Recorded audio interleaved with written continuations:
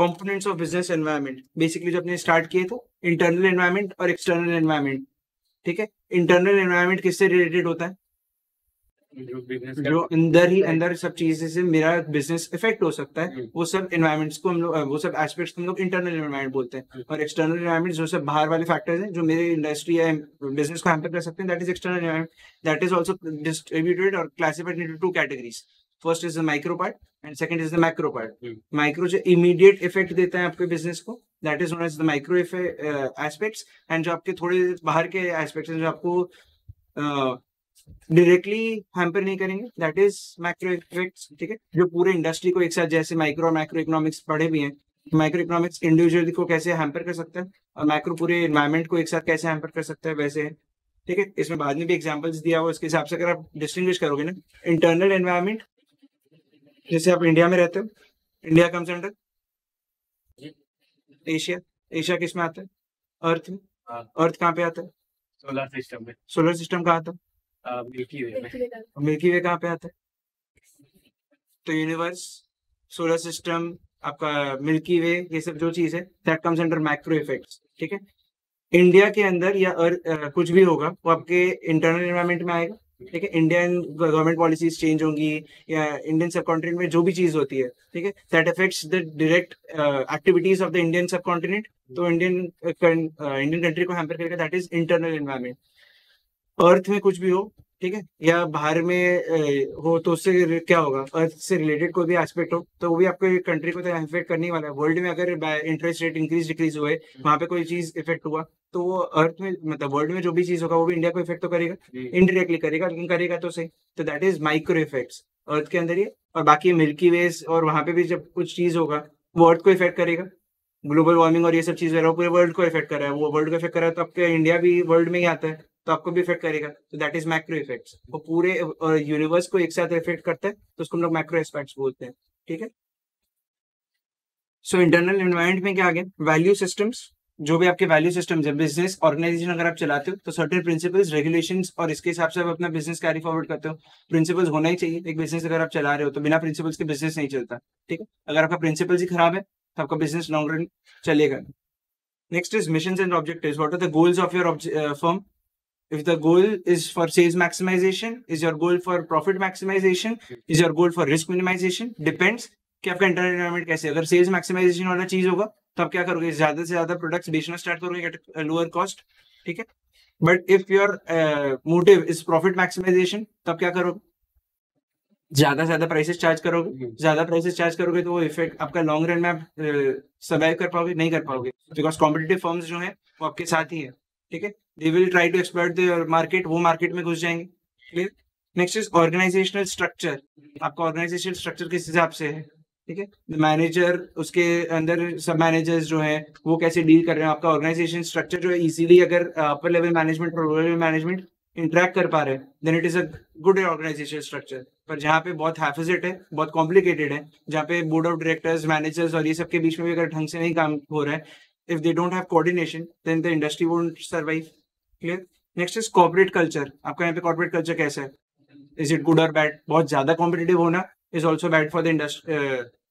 क्या बोलते हैं? Business firm. Next is quality of human resource. How efficient are your resources? Human resources. अगर ज्यादा skilled है तो आपका इकोनॉमी में मतलब ग्रोथ जल्दी कर पाओगे। ठीक है, नेक्स्ट इज लेबर यूनियंस। उसका आपका रिलेटेड टू मैन्युफैक्चरिंग इंडस्ट्रीज है। अगर लेबर यूनियंस आपका इफेक्ट बहुत ज्यादा है तो आपका प्रोडक्शन बहुत ज्यादा हैम्पर होगा, बिकॉज दे हैव द से। वो अगर बंद कर देंगे प्रोडक्शन तो आपका कुछ नहीं हो पाएगा। तो आपका लेबर यूनियंस के ऊपर भी कंट्रोल होना जरूरी है। There should be labour unions, but you should have control over labour unions. Clear? Next is physical resources and technological capabilities. Physical resources क्या हो गए? नहीं, कोई भी टेक्नोलॉजी आती है उसको आप कैसे जल्दी अडेप्ट कर सकते हो, उसके ऊपर डिपेंड कर रहा है। अगर आपके यहाँ पे स्किल्ड लेबरर्स होने के बावजूद भी अगर they aren't able to adapt to the new technology, then they won't be able to compete with the firms in the market. Clear? और फिजिकल रिसोर्सेज भी। नेक्स्ट एक्सटर्नल एनवायरनमेंट में क्या क्या आ गया? दो एस्पेक्ट्स में। माइक्रो एनवायरनमेंट में जो आप लोग सब बोल रहे थे, सप्लायर्स, कस्टमर्स, ऑर्गेनाइजेशन, ये सब माइक्रो एनवायरनमेंट में आता है। क्यों? क्योंकि दे इमीडिएटली इफेक्ट योर बिजनेस। ठीक है, सप्लायर जो इमीडिएटली इफेक्ट करेंगे, अगर वो सप्लाई स्टॉप कर दें अगर आपका अभी, या अगर वो प्राइसेस बढ़ा दें, ठीक है, अगर आप एक ही सप्लायर के ऊपर डिपेंडेंट हो, अगर ही स्टॉप्स हिज प्रोडक्शन और either he starts charging more prices from you for the supply, then your business would affect. ठीक है, क्योंकि आपके पास रॉ मटेरियल्स नहीं आएंगे, सपोज अगर प्रोडक्ट ही नहीं आएगा तो आप बेचोगे क्या। Next is competitors. अगर कॉम्पिटिटर्स के हिसाब से भी आप देखोगे तो कॉम्पिटिटर्स कितने स्ट्रॉन्ग होल्डेड है मार्केट में, उनका मार्केट में होल्ड कितना ज्यादा है, मार्केट में मार्केट शेयर कितना बड़ा है, उसके हिसाब से डिपेंड करता है। ठीक है, अगर उसमें आप कम्पीट करने की कोशिश कर रहे हो तो बड़ा मार्केट शेयर अगर ऑक्यूपाई आपको करना है तो आपको भी उनके जैसा ही कॉम्पिटिटिव स्पिरिट रखना पड़ेगा और उसके साथ ही डील करना पड़ेगा। क्लियर।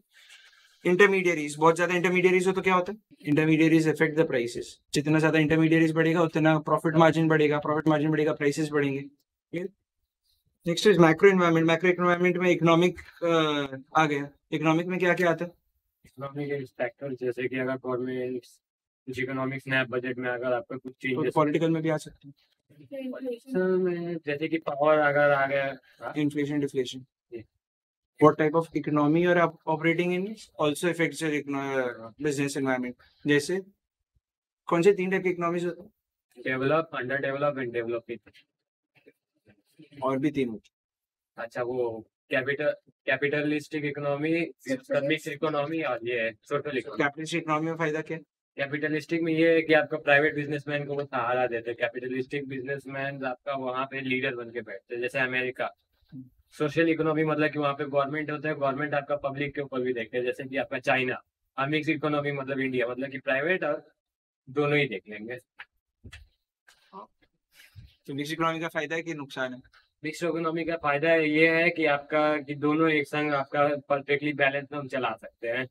जैसे कि यहाँ पे अगर आपका अंबानी जैसा रिलायंस भी है तो यहाँ पे इंडियन रेलवे जैसा गवर्नमेंट भी सेक्टर भी है, जहाँ पे आम पब्लिक के लिए अच्छा। रिलायंस है तो रिलायंस के ऊपर भी कंट्रोल है, गवर्नमेंट खाली कंट्रोल। रिलायंस अपने हिसाब से फ्रीली ऑपरेट भी कर रहे हैं, लेकिन they are bound to follow the rules and regulations of the government. Tax तो पे करना ही पड़ेगा अगर आप किसी इकोनॉमी में और सेक्युलर कंट्री में, तो उसके डिपेंड करता है कॉन्स्टिट्यूशन के ऊपर। लेकिन आप गवर्नमेंट कंट्रोल के अंदर अगर हो तो गवर्नमेंट आपको ऐसे प्रोड्यूस करने में बताएगा कि जैसे सबको इक्वली डिस्ट्रीब्यूट हो सके गुड्स। ठीक है, क्योंकि अगर इक्वली डिस्ट्रीब्यूशन नहीं है गुड्स का तो इकोनॉमी ढंग से सर्वाइव नहीं करती। जैसे हम लोग कैपिटलिस्ट इकोनॉमी में बोलते हैं, the richer gets richer and the poor gets poor, because they operate in a free environment. Free enterprise economy, private owners हैं, लैंड लेबर कैपिटल एंटरप्रेन्योर के, तो वो अपने हिसाब से प्रोड्यूस करते हैं। अपने हिसाब से क्या प्रोड्यूस करते हैं, लग्जरी गुड्स, प्रॉफिट मार्जिन सबसे ज्यादा होता है। सोशलिस्ट इकोनॉमी में गवर्नमेंट सबसे ज्यादा कंट्रोल करके बैठा है, तो उसमें आपको लग्जरी गुड्स मिलते ही नहीं, कंफर्ट गुड्स, नेसेसरी गुड्स ही खाली मिलेंगे, तो आपके पास चॉइसेस नहीं होती हैं। ठीक है, तो आपके ज्यादा प्रोडक्शन नहीं कर सकते, आप प्रोडक्शन करोगे तो फिर आपको गवर्नमेंट के हिसाब से करना पड़ेगा। और मिक्स इकोनॉमी में फायदा है कि आप दोनों चीज एक साथ ऑपरेट करते हैं, तो you can operate freely but you are under government control. तो गवर्नमेंट भी जो चीज में प्राइवेट सेक्टर इन्वॉल्व नहीं हो सकती उसमें गवर्नमेंट इन्वॉल्व हो जाती है, जिसमें हाई इन्वेस्टमेंट वैल्यूज चाहिए। ठीक, और जहाँ पे बहुत लो इन्वेस्टमेंट, जहाँ पे एक्सपर्टीज चाहिए, ठीक है, प्राइवेट सेक्टर का, वहाँ पे प्राइवेट सेक्टर को गवर्नमेंट में डूबना ही होगा, इनवाइट किया जाता है।